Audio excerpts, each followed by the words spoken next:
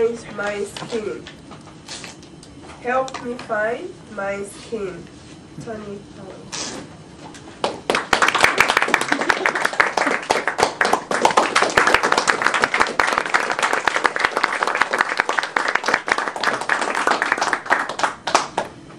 Our playing had come to an end, and according to the street lights, it was almost time to go home. None of my friends wore watches or had cell phones like kids nowadays that had fancy ringtones and the mother calling saying, hey, it's time to come home. No, our barometer of time was the flickering on of the street lights. But there was just enough time for one more Evel Knievel stunt. My trusted sidekick, Barbara, was ready to go home, but I convinced her otherwise. Barbara was my childhood best friend, and she had a very small frame and a soft voice. A 5-pound sack of potatoes outweighed Barbara by 2 pounds. Quite often the day ended with her running home after injuring herself from one of my made-up schemes. It was never my intention to hurt Barbara because I thought my plans were always foolproof. But it always ended up a pure mess. But surprisingly, Barbara would show up at my front door the next day, forgiving and willing to give me a chance to do one more game of dress up or jump rope. Okay, so we do jump rope for a while, and then I tell her to head on over to Brian's house because they got a rope up on the tree and they're crossing over the muddy creek. Let's do that instead. While all the kids were getting ready, lined up, getting ready to yell, Geronimo! As they crossed over the creek, Barbara was always the kid that lost her grip just as she was making that crossing. That particular evening, I said to her, hey, Barbara, I got an idea. I began to explain my plan. There was a hill in the back of my mother's yard, a large grassy hill that fed down into a smaller hill that ran in between my house and Miss Jackson's house, which later ran down, ended at the end of the street.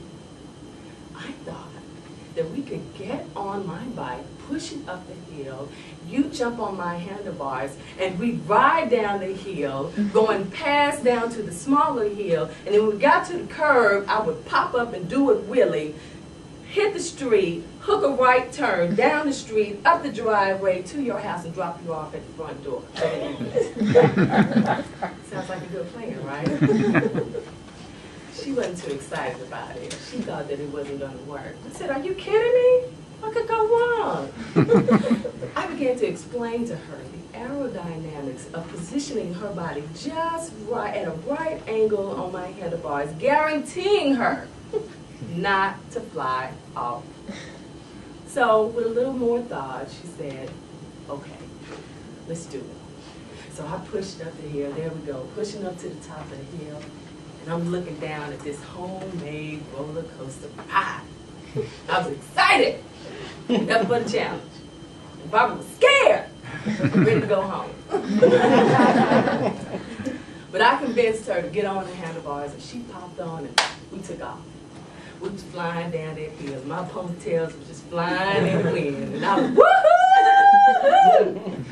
And the ride was marvelous, right until we hit the curb.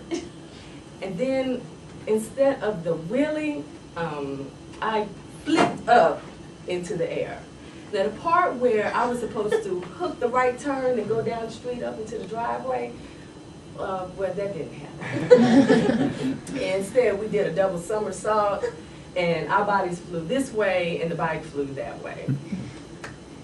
We were laying down on the street, and I thought to myself, okay, this didn't go right.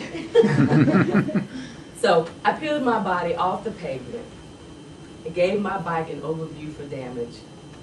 And I looked over at Barbara. She didn't look too good. As I limped over and saw her condition, I tried to think of something really quick to make her think that it really doesn't look that bad. Her elbows and knees were bloody from all the scrapes. And I meekly said, "You okay?" Well, what did I ask that for? She took one look at her knees and elbows and all the blood everywhere and started to panic. I mean, the tears were starting to overflow. And I had to try to think of something to calm her down because I was hurting too, but I didn't want to get in trouble. So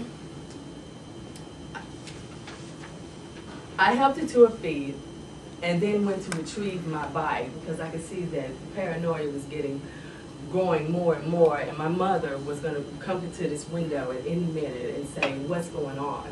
So, as a kid, say, okay, well, I'm out of here. I'm going to go on home. Got my bike and was trying to get into the house until she said, wait a minute, where you going? Where you going? I said, it's getting dark. I got to go in. See ya. She said, no, hold on. You got to help me find my skin. I said, help you find your what? She said, you got to help me find my skin so I can put it back on my knees so my dad won't see the blood all over my legs. Now, even at the tender age of 7, I thought this was a bit strange. But I didn't want to leave my trusty sidekick, and burning in the flames, so I said, okay, I'll help you look for the missing skin. So we tried to retrace our steps of the initial landing. We went to the curb, looked around there. Went over to the Danford side of the street, where she lay, no skin. Went over across the street to my side where I fell. Nothing. No skin. Finally, I got tired of this hideous search, and I said, hey, I'm calling it a day. I'm going. So I grabbed my bike and hobbled up to the driveway and headed into the house.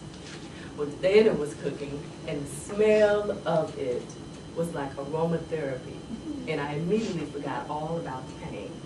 So I grabbed a plate, went to the dining room, sat down, opened the blinds, and started eating while looking at Barbara standing outside, still searching for her skin. My mother came in and said, what are you doing at the dining room table? And I told her without removing my eyes from the window, I'm looking at Barbara search for her skin. Well, she immediately got upset with me and started fussing, but she didn't go straight into it. She stopped because she knew she had to go out there and get Barbara. So she walked outside, the sun was going down, it was getting dark, and she convinced Barbara that you weren't going to be able to find your skin tonight, honey. And they walked over to her father's house. And she yet again had to explain about another one of those accidents that occurred at 2604 Garden Avenue.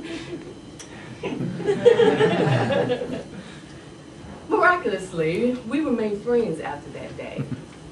All was forgiven, and we had many more days of baby dolls, bugs, and band-aids. I don't know where Barbara is, and I'm pretty sure she's kept it that way on purpose.